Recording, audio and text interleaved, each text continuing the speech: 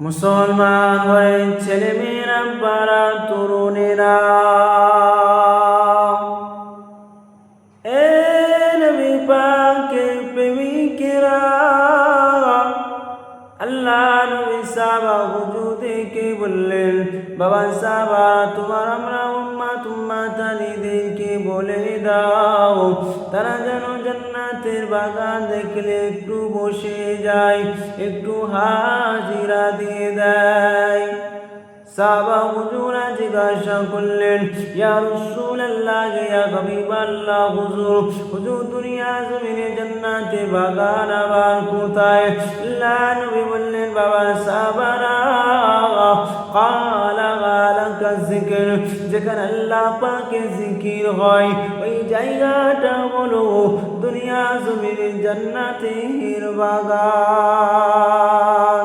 সাহাবা হুজুর আবারও জিজ্ঞাসা করলেন, ইয়া রাসূলুল্লাহ, ইয়া হাবিবাল্লাহ, হুজুর এই জান্নাতের বাগানে বসলে কি ফায়দা? আল্লাহ নবী বলে, বাবা সাহাবারা, আল্লাহ পাক ওই বান্দা বান্দির প্রতি খুশি হয়ে ওই বান্দা বান্দির ছোট ছোট গুনাহগুলি এমনি এমনি মাফ করে দেয়। এ নবী পাকের প্রেমিকেরা সাহাবা হুজুর আবারও জিজ্ঞাসা করতে লাগে, ইয়া রাসূলুল্লাহ, ইয়া হাবিবাল্লাহ, হুজুর এই জান্নাতের বাগানে বসলে আর কি ফায়দা?